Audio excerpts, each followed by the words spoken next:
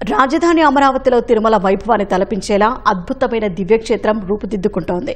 140 కోట్ల వ్యయంతో వెంకటపాళ్యం వద్ద శ్రీ వెంకటేశ్వర స్వామి ఆలయ మహావిస్తరణ పనులు శరవేగంగా సాగుతున్నాయి.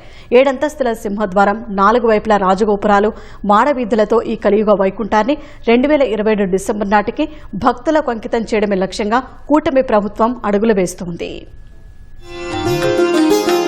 అమరావతి వెంకటపాలెంలో శ్రీవారి ఆలయానికి ప్రధాన ఆకర్షణగా 120 అడుగుల ఎత్తుతో 7 అంతస్తుల మహారాజగోపురం తూర్పు దిశలో నిర్మితమవుతోంది.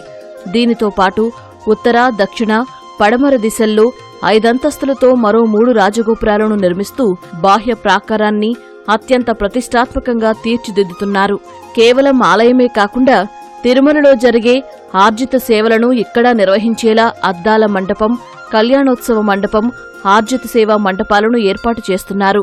వీటికి తోడు వాహన, రథ మండపాలు, బాహ్య ప్రాకారానికి వెలుపల స్వామివారి పవిత్ర పుష్కరిణి, మహారాజగోపురానికి ఎదురుగా ఆంజనేయస్వామి గుడిని నిర్మిస్తున్నారు.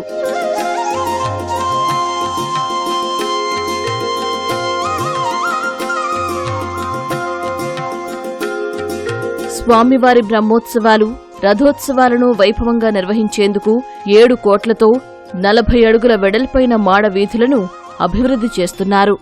శ్రీనివాస మంగాపురం, తిరుచానూరు తరహాలోనే ఇక్కడ కూడా 30 అడుగుల ఎత్తు, దాదాపు 30 టన్నుల బరువుండే భారీ కొయ్య రథాన్ని తయారు చేసే ప్రతిపాదనను టీటీడీ పరిశీలిస్తోంది.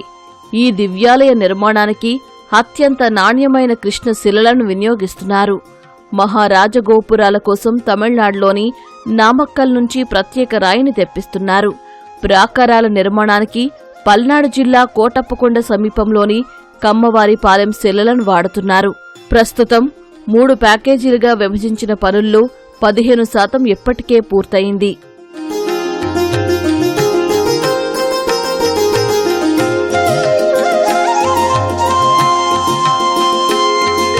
భక్తుల రద్దీని దృష్టిలో ఉంచుకుని తదుపరి దశలో మరో 150 కోట్ల రూపాయలతో భారీ మౌలిక వసతులను కల్పించనున్నారు.